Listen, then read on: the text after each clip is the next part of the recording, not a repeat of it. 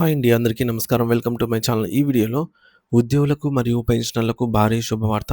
పెరగనున్న basic pay మరియు gratuity. దీనికి సంబంధించిన పూర్తి వివరాలు ఈ వీడియోలో తెలుసుకుందాము. వీడియో అయితే ఎక్కడే గాని స్కిప్ చేయకుండా ఎండ్ వరకు చూసేయండి. అప్పుడే ఇన్ఫర్మేషన్ పూర్తిగా అర్థమవుతుంది. అలాగే వీడియో చూస్తున్న ప్రతి ఒక్కరు వీడియోకి లైక్ చేయండి ఫ్రెండ్స్. ఈ వీడియోని తోటి ఉద్యోగ, పెన్షనర్ మిత్రులతో అయితే షేర్ చేయండి. కొత్తగా మన ఛానల్ చూస్తున్నవారు ఇంకా ఎవరైనా సబ్స్క్రైబ్ చేసుకోకపోతే వెంటనే మన ఛానల్‌ని సబ్స్క్రైబ్ చేసుకోండి. సబ్స్క్రైబ్ చేసుకోవడం వల్ల నేను చేసే ప్రతి ఒక్క వీడియో మీ వరకు రీచ్ అవుతుంది. ఇక ఆలస్యం చేయకుండా వివరాల్లోకైతే వెళ్ళిపోదాము. ఫ్రెండ్స్ ఇక విషయానికొచ్చినట్లయితే ప్రభుత్వ రంగంలో పనిచేస్తున్న ఉద్యోగులకు మరియు సుదీర్ఘకాలం సేవలందించి పదవి విరమణ పొందిన పెన్షనర్లకు సంబంధించి ప్రస్తుతం ఒక అత్యంత కీలకమైన మరియు ఆనందదాయకమైన వార్త వెలువడింది. ఇది కేవలం ఒక చిన్న సమాచారం మాత్రమే కాదు. ఉద్యోగులందరి ఆర్థిక స్థితిగతులను మరియు వారి భవిష్యత్తు ప్రణాళికను సానుకూల దిశలో మార్చేసే ఒక భారీ శుభవార్తగా మనం పరిగణించవచ్చు. ప్రధానంగా మీ జీతంలో ఉండేటటువంటి బేసిక్ పే పెరగబోతుందని, తద్వారా మీరు పదవీ విరమణ సమయంలో అందుకునేటటువంటి గ్రాట్యుటీ మొత్తం కూడా భారీగా ఉండబోతుందని సరికొత్త అప్డేట్స్ అయితే అందుతున్నాయి.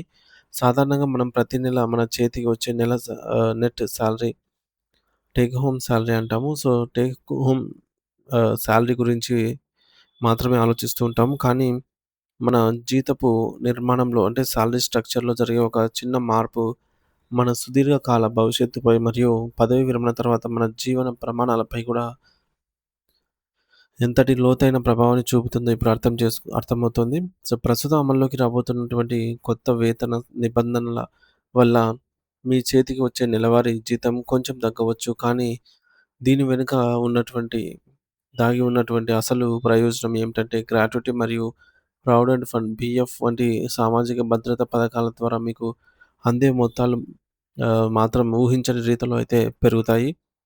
మరి ఈ మార్పుకు ప్రధాన కారణం ప్రభుత్వం ప్రతిపాదించిన 50% బేసిక్ పే ఈ నిబంధన అన్నమాట.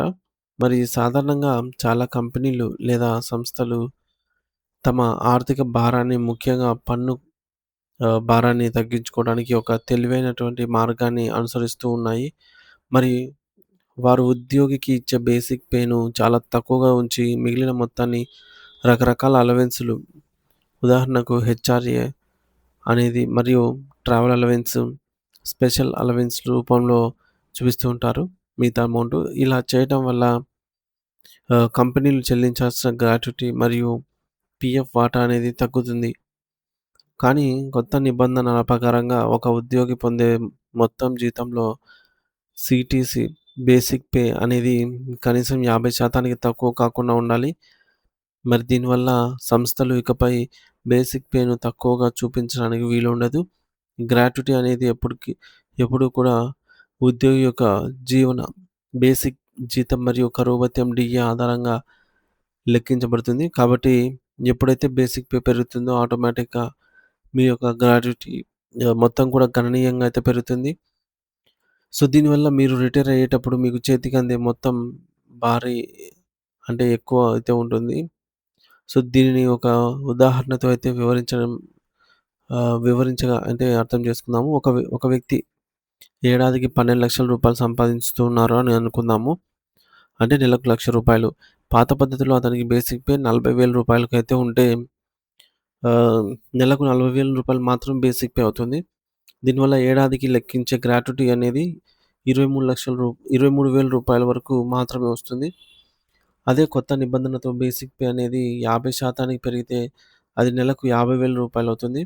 అప్పుడు అదే ఉద్యోగికి ఏడాదికి ఇచ్చే గ్రాట్యుటీ సుమారు రూ. 28,000 వరకైతే పెరుగుతుంది.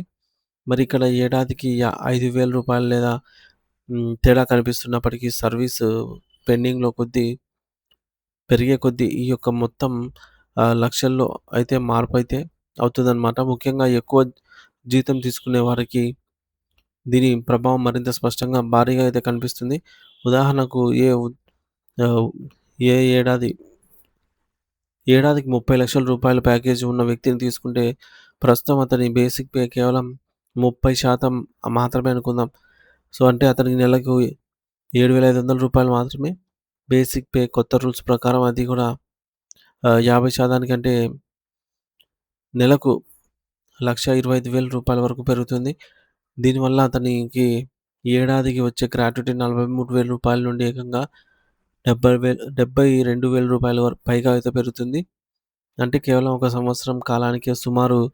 29,000 అదనపు లాభం చేకూరుతుంది. 20 ఏళ్ల సర్వీస్‌ను లెక్కలోకి తీసుకుంటే అతను రిటైర్మెంట్ సమయంలో పొందే అదనపు ప్రయోజనం కొన్ని లక్షల రూపాయల మేర అయితే ఉంటుంది. మరి ఎవరికైతే ప్రస్తుతం బేసిక్ పే బేసిక్ జీతం చాలా తక్కువగా ఉందో, సో, వారికి ఈ కొత్త నిబంధన వల్ల భవిష్యత్తులో వచ్చేటటువంటి పొదుపు ధనం భారీగా అయితే పెరుగుతుంది. సో, మీరు ఒకే సంస్థలో ఎక్కువ కాలం పనిచేస్తే ఈ మార్పు వల్ల రిటైర్మెంట్ సమయంలో మీరు ఒక కోటీశ్వరుడుగా లేదా ఆర్థికంగా ఎంతో బలంగా ఉండేవారు. స్థిరపడే అవకాశం అయితే ఉంటుంది. సో, మరి అదేవిధంగా ప్రస్తుతం మీ చేతికి వచ్చే జీతం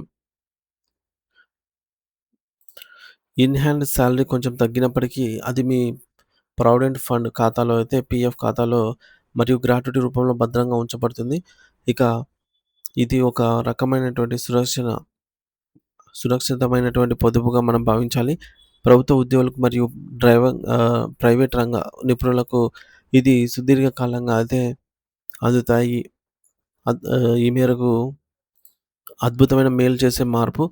వయసు మళ్ళిన తర్వాత ఎవరిపైన ఆధారపడకుండా గౌరవప్రదంగా జీవితాన్ని గడపడానికి ఈ బేసిక్ పే పెంపు మరియు గ్రాట్యుటీ పెరుగుదల ఒక గొప్ప ఆర్థిక రక్షణ కవచంలో అయితే మారతాయి.